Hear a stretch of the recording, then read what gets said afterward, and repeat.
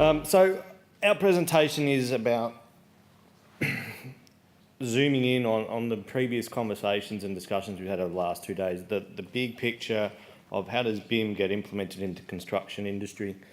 We want to look at a really zoomed in, narrow spot in that whole workflow for the mechanical contractor, and particularly around the context of a mechanical contractor being the lead coordinator for the project.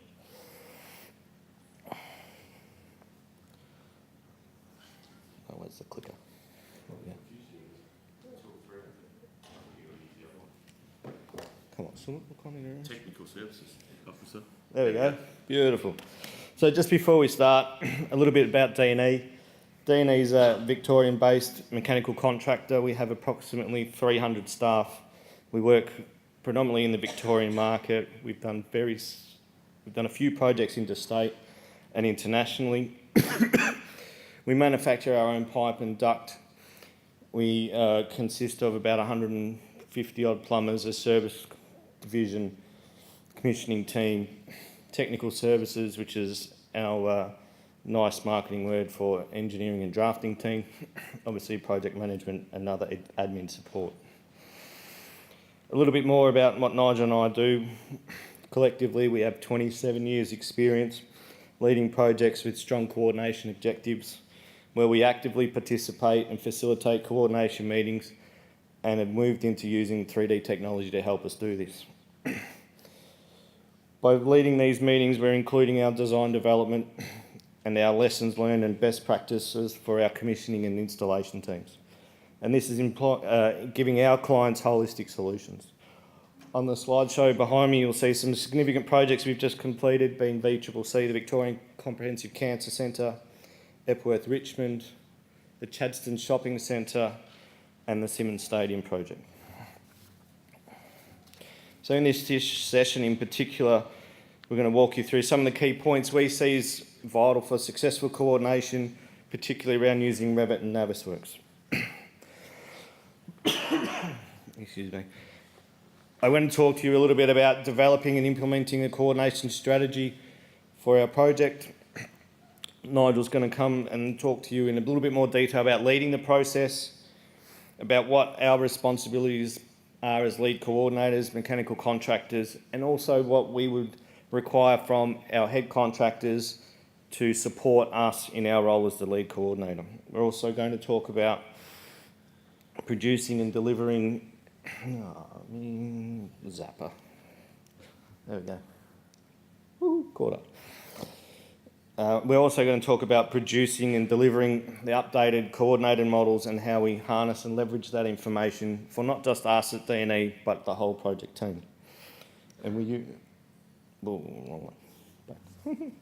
And then struggling.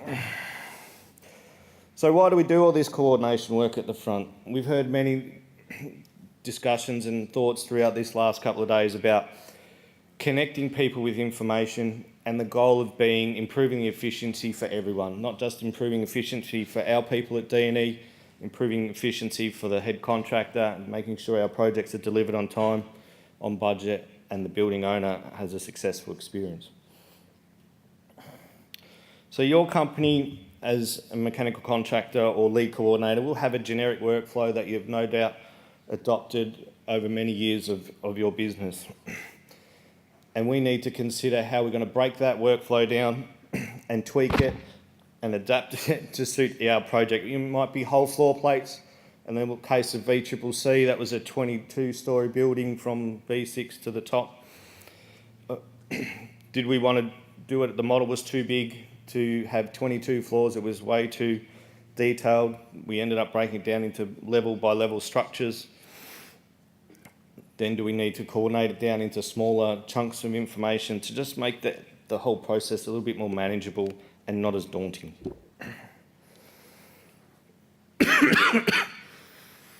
One of the key points in doing this is first we need to understand a little bit about the contractual obligations for the greater team. Are all the trade partners and the design team contracted to deliver 3D digital documentation? We've had a few projects where we've had this integrated approach or fragmented approach. Some contractors, obviously to get to their price that the builder would like to see, have said we can do this, but we're going to deliver 2D information, which only hampers and hinders the 3D coordination process. We need to be clear on the level of modelling required for clash detection, and Nigel will talk to you a little bit more about that in greater detail.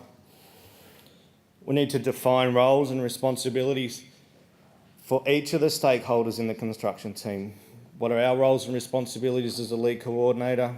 What are the responsibilities of the head contractor? What are the responsibilities of the other trades?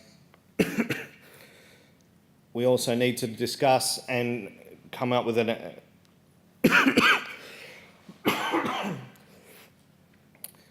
understanding of who's going to model the secondary steel and the services that don't particularly fit into one of the main trade packages.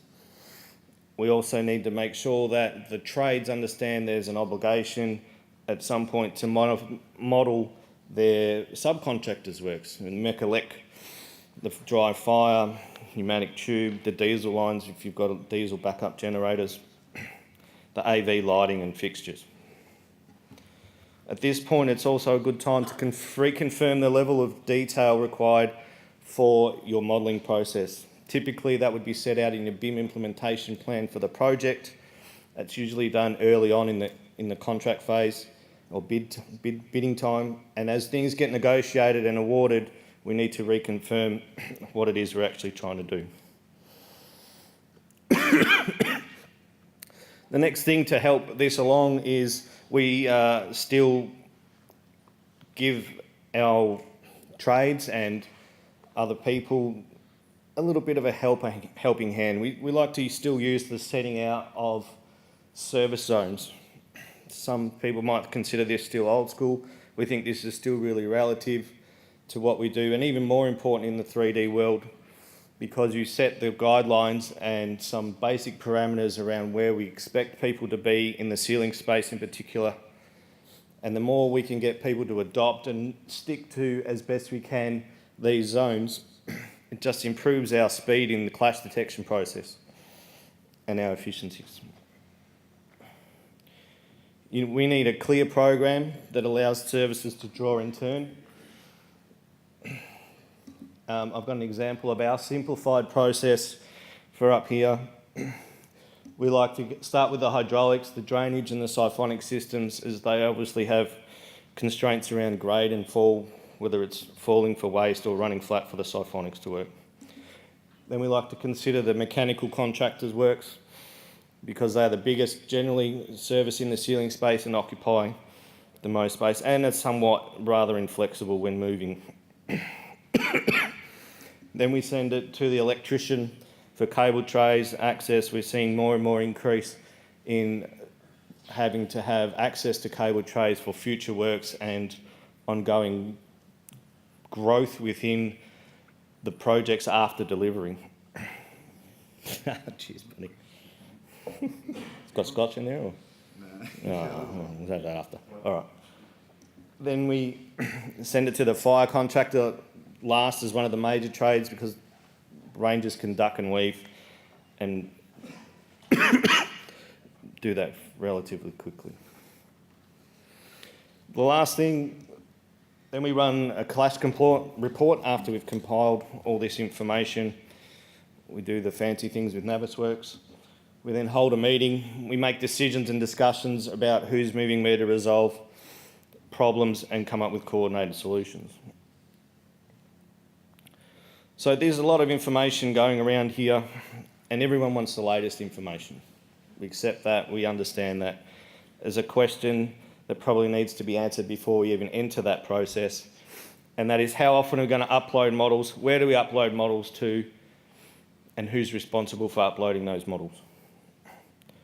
We have issues with people with firewalls. Not everyone likes to talk or have people having access to their data. Do we put the models into the cloud? Do we use our connected BIM and a whole host of other softwares? We've found that on projects where they're heavily serviced, hospitals or medical staff, medical environments, maybe twice a week is about as good as you'll get to make sure you've got time to action changes and agreements, and then projects like Simmons Stadium, which is effectively a football ground, AFL football, for those international people. You can maybe get away with once a week or twice a week because the service intensity is not there and the changes are not as drastic.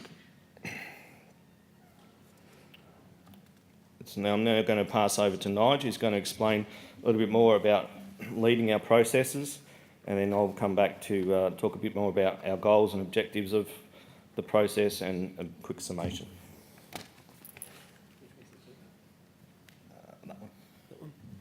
All right, thanks for that, Luke. In my part of this presentation, I'll detail the coordination process, have a look at the roles of the head and lead contractor, focus on the clash resolution and testing stage, give some tips and tricks, and go through some benefits you'll gain from such a process. It was actually good yesterday. Donald was talking about the importance of the coordination process and how it can't be underestimated. So hopefully I can build on that and give some insight into how we do it as a contractor and some of the things we need to help us out. So, as with most things in the world, initial planning will vastly improve the end result. In the initial planning phase, we need to address how we will obtain our data to clash. Navisworks is the program we clash in, and Revit to model. To run a clash test, we need to export each of the views from Revit to Navisworks. As shown on the screen, this is best done by adding views of the area to be clashed in each trade's model. By giving each view a common naming structure, as shown there, they can be batch exported. This is done using third-party software. It removes the need for individual exporting that is labour intensive. By creating these views, you'll get a better, more consistent clash test. There can be as many views as necessary and should align with the coordination process. Just a tip to keep in mind here is the smaller the view, the better and more streamlined your coordination process will be. To run the clash test in Navisworks, the settings will need to be agreed on by the project team. There are 3 questions to answer here. What type of clash test to use, what elements should be added to the clash test, and the tolerance of the test. There are 4 different clash types to choose: hard conservative, duplicate, and clearance. We always use hard conservative for all our clashes. We run clash tests as search set versus search set, and within these sets you can choose what items you would like to include in your clash test. Therefore, you are able to leave out some items. We always leave out small bore pipe or any sort of items that we believe are best coordinated on site. Finally, the tolerance needs to be decided. This setting is dependent on the type of test you're running. So for example, with our hard conservative, with a 35mm tolerance, anything that intersects by 35mm or less will be ignored. We believe that the software that penetrations are drawn in is up for discussion, particularly when combined services penetrations are a contracted requirement. The main reason for this is that when the trade services are linked into the Revit model, the dimensions do not come across. This means that the lead coordinator is then responsible for dimensioning and adding trade information. This is something we really want to try and avoid, and this is something that AutoCAD actually can improve on, as we can issue a CAD file into a workflow. It can go to all the other trades, they can add their information, and then we don't have to start touching other trades' information. So this is one situation where we do like to use the CAD file in the Revit or the BIM world, if you want to call it. This information can later be linked back into your Revit model, or you can just put the Revit families back in your model. So it's not really a completely separate process, it's just a process that allows all the other trades to add their information. Define the responsibilities of each trade's model. There are a lot of miscellaneous services that do not fall into the standard trade packages. Example of these are pneumatic tube, security and comms, diesel, dry fire, and even your own subcontractors. These trades can take up a lot of space and they can jeopardise a successful clash resolution. So it's important to find out who's going to model them, or if they're not modelled, how we're going to consider them in the clash test. We've identified a few points for the head contractor to consider when starting a clash resolution process. A software release plan needs to be discussed. Will we update our models annually, or will we stay with the same version for the life of the project? Updating models can be beneficial for some trades and a detriment to others. In recent years, there's been some really good developments in the MEP package for Revit, so our preference has always been to update the model, but other services, architects, there's negligible updates and it's an unwanted risk on their model to update it through the revisions. So it's just something to discuss early on. As the host of the meeting, there'll be some housekeeping. We need to make sure there's a location for the meeting. We need to discuss the duration. Experience is, these things can take a long time, 3 to 4 hours, if you're really going into the detail of a clash coordination, and you need to get all the other trades there. So that needs to be discussed, and the frequency. How often are we catching up? How long is this process going to take? Construction's always continuing on, so the more streamlined this can be, the better it will be.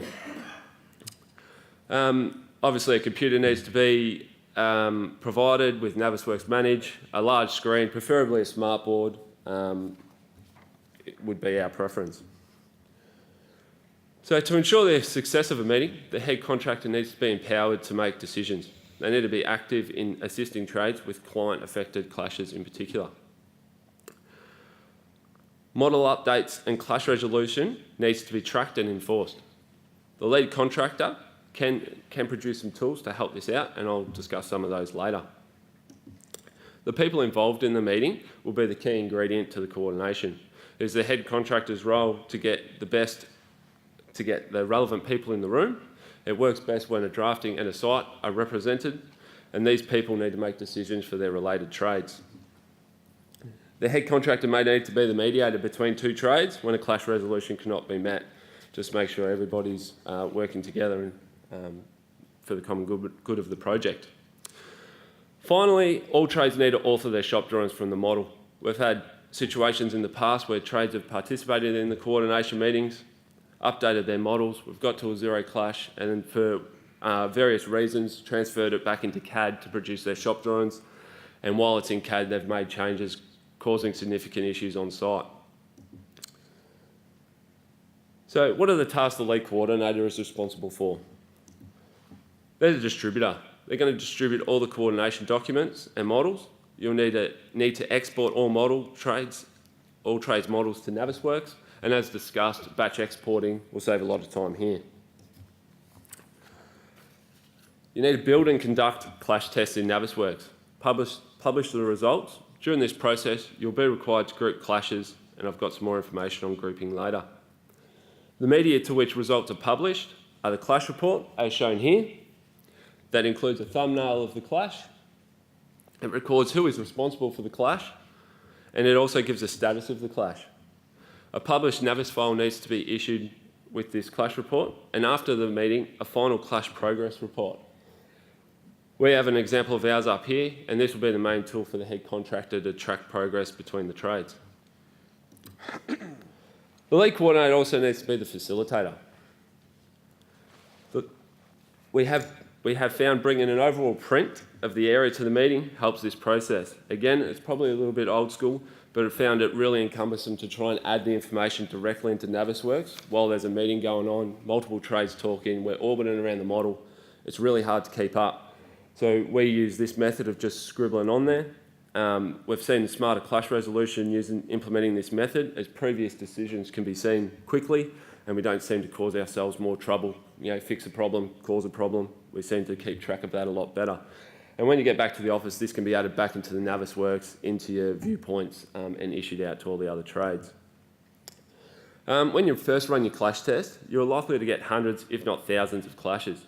This can be a daunting task to tackle, and we have tried a few different strategies, and I'll give you a few that have worked for us. First, creating a hotspots drawing. This can be done by clashing your trade versus every other trade and grouping them together. And it's a really effective way of just seeing where the clashes are on an area, and it really allows you to really get in and prioritise what areas you want to hit off. In the example here, there's a fair bit of red in the corridor, so we might jump in there and quickly reduce our numbers. We need to be smart when sieving through the model. Grouping clashes is a great way to improve the productivity of the team. Approving clashes that are best solved on site help reduce the numbers. So the thought pattern here needs to be, how can I resolve clashes better, and not how can I reduce clash numbers. Certain clash items can be grouped together. A few examples of these are access panel clearance zones, or single items hitting multiple elements. Another good one's ceiling mounted services versus high level fixtures, or even really congested areas out the front of plant rooms or something like that. The approach of time versus gain versus effort needs to be applied when grouping clashes and approving clashes. There'll be a time when working on small gains in the office becomes counterproductive to the project. You can use the model to track changes between clash tests. This can be done by assigning every trade a colour. When the models are updated, you'll lose your colour, and then as you can see from the example up here, around here, the mechanical duct looks like we've caused a clash with the hydraulics, so it's probably on us to get in there and make it better again. So why 3D clash resolution? It can enhance your process. The new tools and technology should be used to enhance your existing organisation's coordination process. There's no need to redefine it and completely redo anything that you hadn't done previously. There's an increased opportunity for prefabrication, and there's been a lot of talk in the last couple of days about the prefab, and there's been a few examples. I think everybody's doing it. I think just with the 3D and setting up the coordination properly, there's just more certainty around the trades, and it really opens up for multi-trade prefabrication, and even us ourselves have seen a growth in this over recent years, doing multi-services risers, even larger risers with 34 odd ducts in it, and even including formwork for the structure into plant rooms. So that's about it for me. I'll hand it back over to Luke. He'll give us an insight into how we're utilising the technology to bridge the gap between the office and site. So thanks.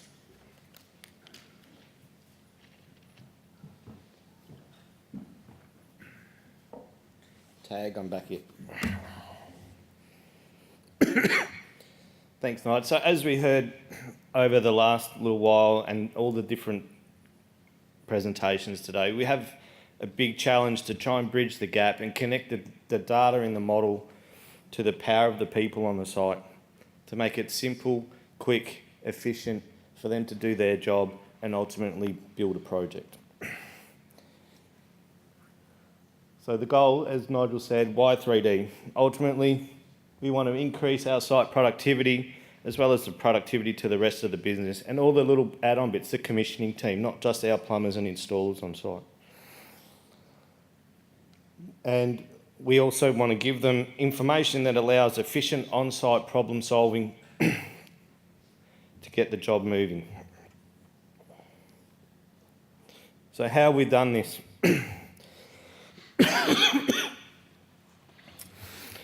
We've empowered, we've given our site foremen and site managers iPads or mobile technology and allowed them to access our coordinated models. We put on the iPads our Autodesk software, Glue or A360, allowing them to move the model. We also send that model to our head contractor and to the other trades to allow everyone to have the same level of information to get a common goal. An example of where this worked really well for us is we had, as I said at the start, we completed a job at Epworth Richmond. At the same time we were working on that project, we were working on another project for Epworth in Geelong. The Epworth Richmond project was a full 3D Revitised system, the beginnings of BIM, and Epworth Geelong was a traditional 2D documentation process. What happened for us at Epworth Richmond was by empowering our site people with the model right there to walk around, using Trimble to set out their duct locations, we found that when we reduced the number of duct remanufacturing requirements from, I'll say, lack of coordination by other trades, and where we potentially got outmanoeuvred by them being installing before us. So we were able to have our site people there and then resolve the problem. My duct doesn't fit, or my pipe doesn't fit. Look at the model, look at the installed locations and say, this particular trade, you need to move, you're not where we coordinated to be. In terms of numbers, I think for that project we remade about 8 pieces of duct out of a 7 or 8 floor hospital due to re-coordinating or poor coordination of other trades. The other great thing, as we've been talking about through this whole week, is prefabrication. We're certainly doing that. We've done everything from pump sets, as you can see on the screen, to multiple riser shafts with up to 34 individual duct systems included. So what we have done here, coordinated, then taken that information, detailed our modules, and our modules are being built in our factory in Rowville. We're installing the pipe and some of the more laborious site works in valve sets and the like off pumps, fitting them with our VSDs and pre-wiring them, transporting them to the site, one crane lift off the truck onto the job site, bolted down, and then the site team come and connect to the connection points. That's just about the end of our little presentation. So in summary, why is it important to be a lead coordinator? Why is it important to have a lead coordinator? And how do I get benefits out of the 3D process? Successful coordination is critical to the overall success of the project and not just the individual trades. It needs to be a collaborative, continual and active participation of all trades and stakeholders, from the head contractor, architects, designers, consultants and the obvious trades. We've found it best if we let the technology enhance our existing workflows. We haven't tried to reinvent the wheel, and there are sometimes benefits for doing that. We've found coordination has been going along for a long time. Just use the tools that we have and the new tools that are available to improve it and make it quicker and more accurate. We found it best when we sieve the model for our clashes and focus on the areas of maximum gain and best return. And the usual problem is out the front of risers, corridors, out the front of plant rooms, high concentrations of services, and when they all need to fit in the building. And we found that if we follow our process and use use these processes, that the success for us as D&E and our project partners has been much improved. So that's the end of our presentation. So on behalf of Nigel and myself, thank you for listening, and we're going to open the floor to any particular questions. I think that's about it. It might be morning tea time. Thank you. Yeah.